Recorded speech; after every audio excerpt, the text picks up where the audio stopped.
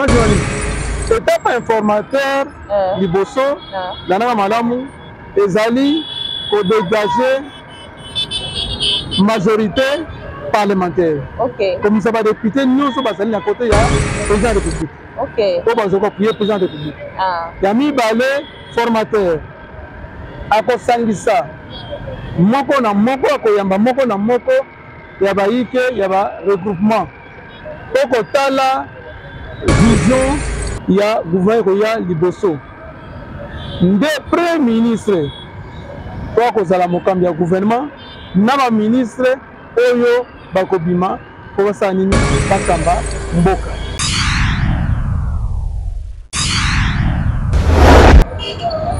Tout ça là va confusion que Samba Lokonde comme premier ministre a démissionné na gouvernement naïe. A Kepa Mokonda Mboka a pris démission naïe. A Zongi Ngalobi va gérer l'affaire courante. Nous avons à Samba Lokonde. On a nini à se référer à l'article 110 à lobby Yango. Et puis 39 ministres vont démissionner. Tout ça la guerre. Tout ça pour ma finance. Élaboration du budget. Nous sommes atali que Mboka est koufaté. Et puis nous connaissons à Kotanga maman. Bakosala période wana ti ouvert secrétaire ekokota. Siko na bisika ba baza élu lokola na l'Assemblée nationale bakosala nini? Bakosala mboka lobby bato baza ba premier suppléant basa nini bakota basana tasama.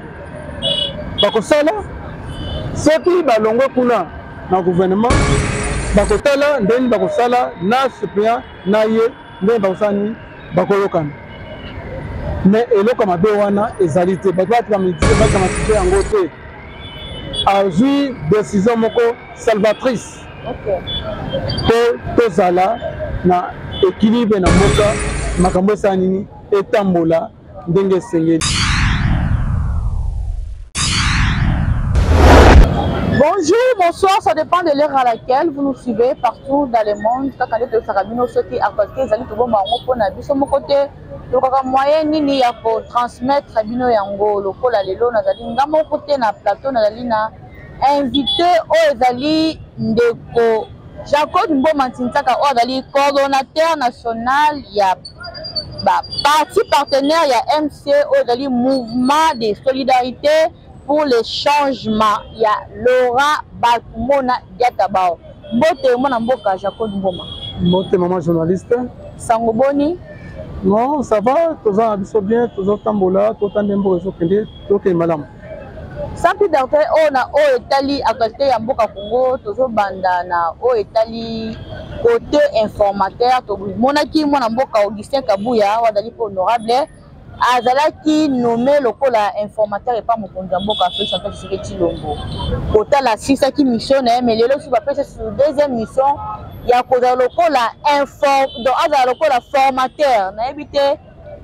un formateur, formateur, na évité moi explication de groupe c'est la baimboka opinion ba ko landa moi éclairci ba moi muké parce que donc on peut ça moi encore so moi muké ba comprendre que donc là qui informateur alors comme je suis formateur na évité oui maman nani le baboye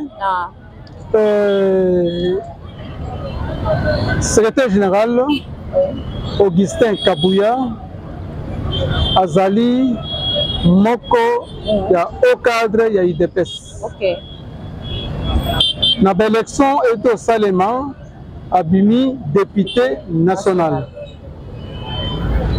Na pouvoir ya mokonza mboka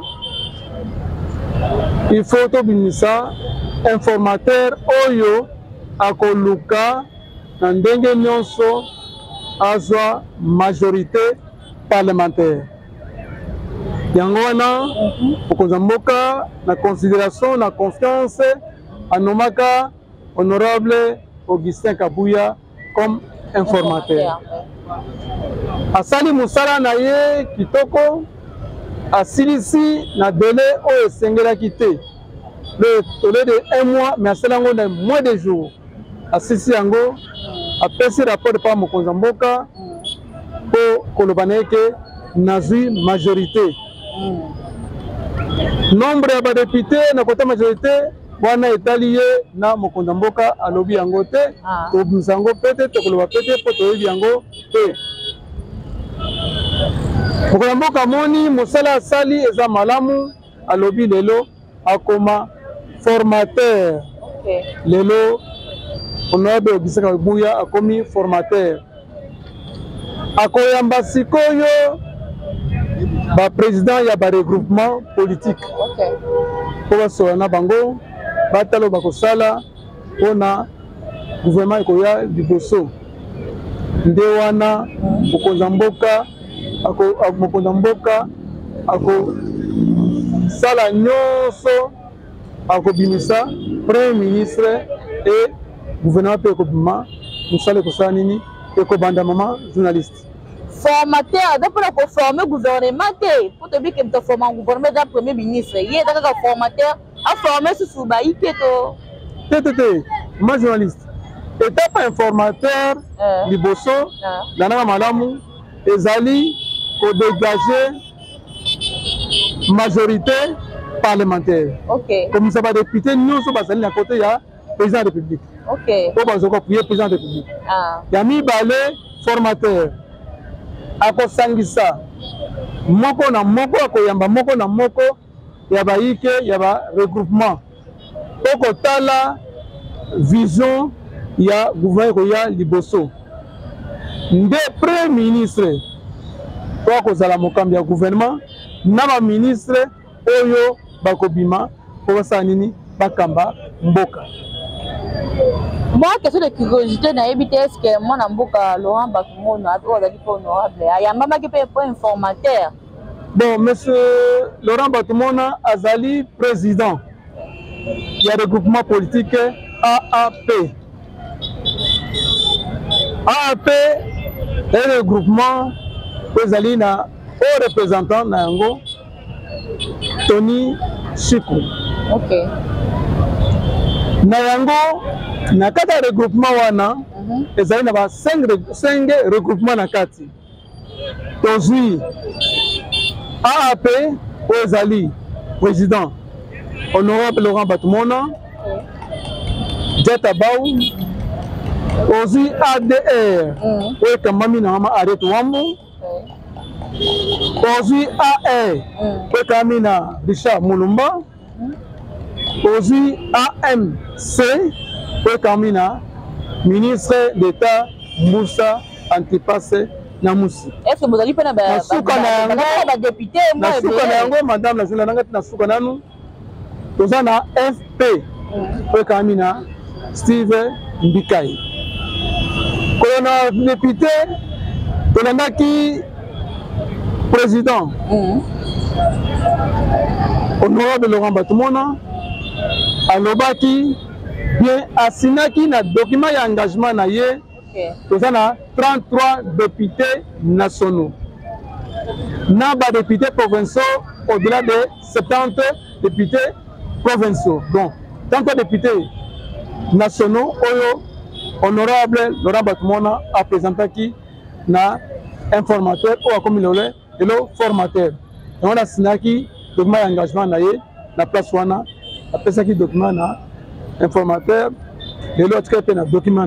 Voilà un peu le nombre de députés au Yazanango à niveau il y a tous les 5 regroupements 33 députés nationaux. Donc il y a maman qui est pas informateur le la président il y a AAP. Oui, il y a même le AAP.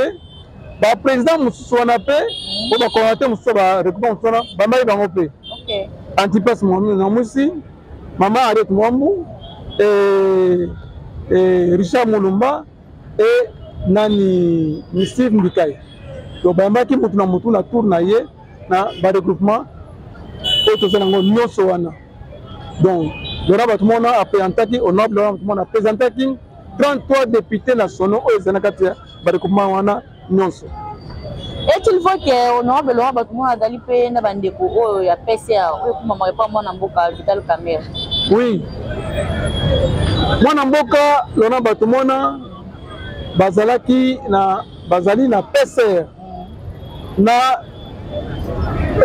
Vital Kamerhe, Lucien Mboussa, Gilles Paluku, eza des étapes politiques.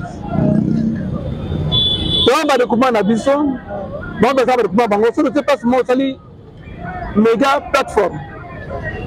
Et kozala na ba responsable wa nyosona ba travailler ensemble. Sont des enjeux politiques et ça ma ndingana.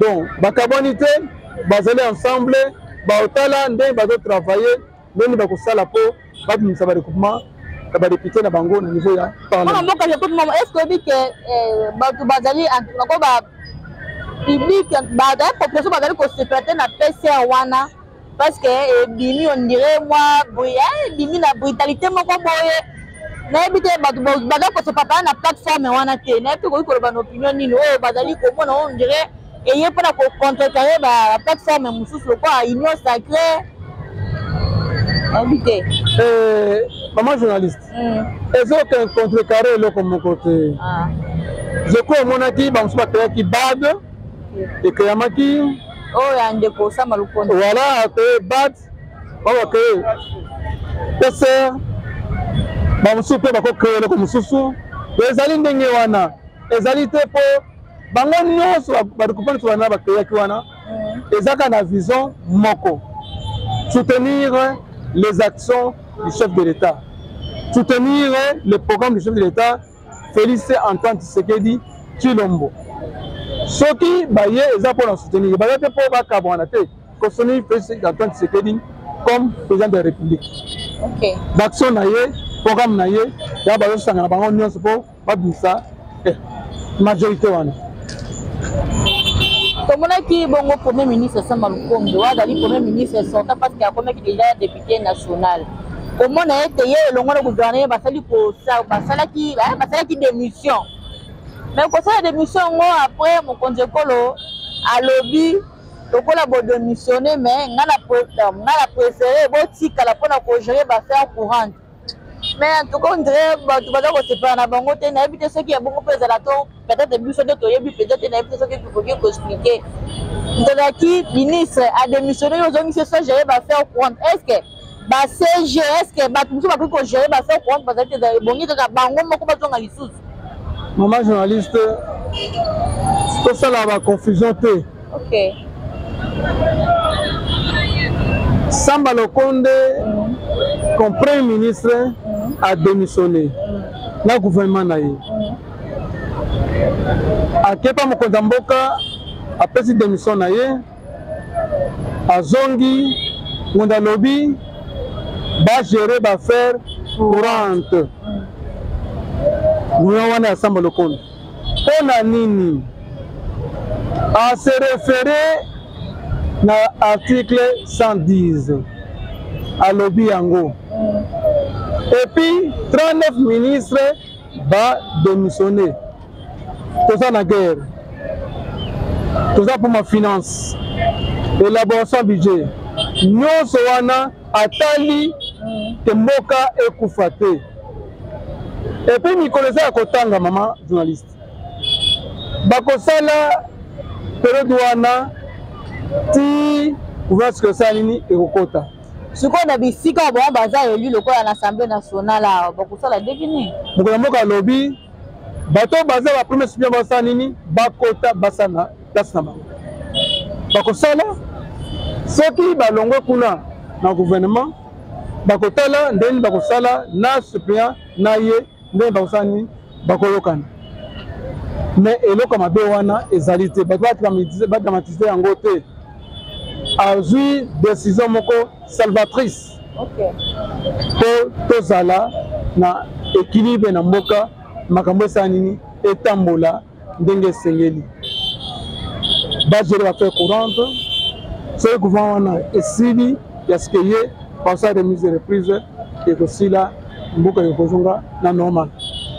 Donc vous avez vraiment na moi sous ka émission na biso na éviter moi le loba sous que zali ni ko ba na population oh ba donc comment na que non qui premier ministre a démissionné besoin de ça gérer ba faire pour on dire ba tout so ba ko ça bloc wana bazaki te ka bobele bango moko ko na yebité pour la selon mon conseil parce que lobby a se référé à l'article 110 la constitution et moi le ba monter par rapport à bako moi journaliste Sandra na kanisi ni a kolba so ezalité mais na koyebisa mingi d'abord la population va soutenir le chef de l'État.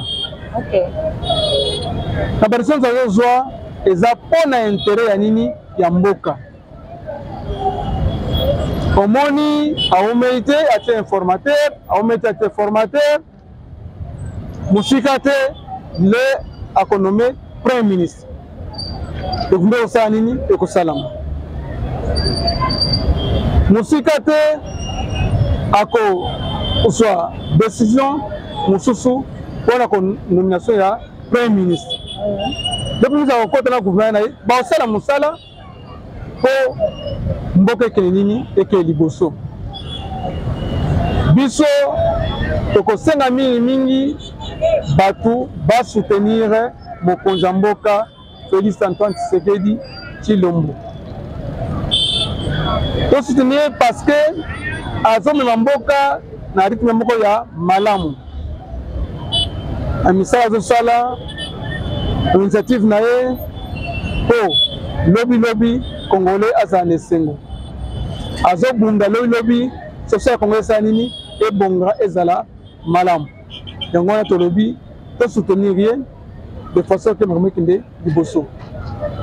Biso pe na tourna biso to landa kusunepe et à biso côté moral honorable Laurent Batumona Nandenge akendaki ko mama informateur a présenté pe ba député na ye a signé pe d'engagement en intérêt ya mboka ba lobby ba onisi basan iyo ba soutenir ba biloko nyonso au secrétaire Elingo Sala po na programme na ye ya quinquennat autobandi ya 2003 et 2028. Voilà, on a 5 ans la population baza sima na bango baza sima ya chef mboka poto kende liboso botondo bino to comme vraiment na suka ya émission na biso on est dans la bongo invité na biso to bongo ko so na c'était mboka Congo quand tu fais bino so qui a toqué zali to moma ngo pona biso moko te to kaka moyen ni ya ko transmettre bino yango wana vraiment to komi na suka émission na biso mais to ka bona so ki mukete pona ko remercier encore ngambo pesi pe manabo moyi apesi ngai apesi yo tozolanda biso bisiko ozali en tout cas to pesi merci na nzambe parce que ça ye biso tozali loko moko te voilà la moni susu boss nanga Christian Kisombe bambote belé fika zali na moni Papi Kelly en tout cas bambote na belé sikoza na moni Papi Atunga le grand Gillois na moni susu Lucas Santa Jésus mona Londres Tongo Engambela ma ya yo yango bambote belé en tout cas merci pour la notion ça pour na tindika to moni susu ndeko Charles Mbongo contre Mbongo agence moko ya sur o eza parti à Londres donc on a kilongo za Mbongo ya ndongo no na ndenge vraiment ya bien kuna ba nyamtate za la gâté na ezaka ka moko Charles Mbongo contre Mbongo agence moko ya sur na Londres to moni susu mama Zozo mo sa papedo ba moto ne belé siko zali to komi vraiment na suka émission na biso la bosani pete cameraman nanga Rabilema yemta zakira si ma caméra donc avec image 5 sur 5 la bosani pete de Junior Kapaya les grands monteurs donc ye maboko dada to komi vraiment na suka ya émission na biso quand vous avez vu vous abonner massivement na chaîne na biso tindika po awa to de la kate to tindika po to kolemba te Tim Koyesu Masia akozonga. En tout cas, merci na bino so bolinga biso. Donc ta mikolo zali koya.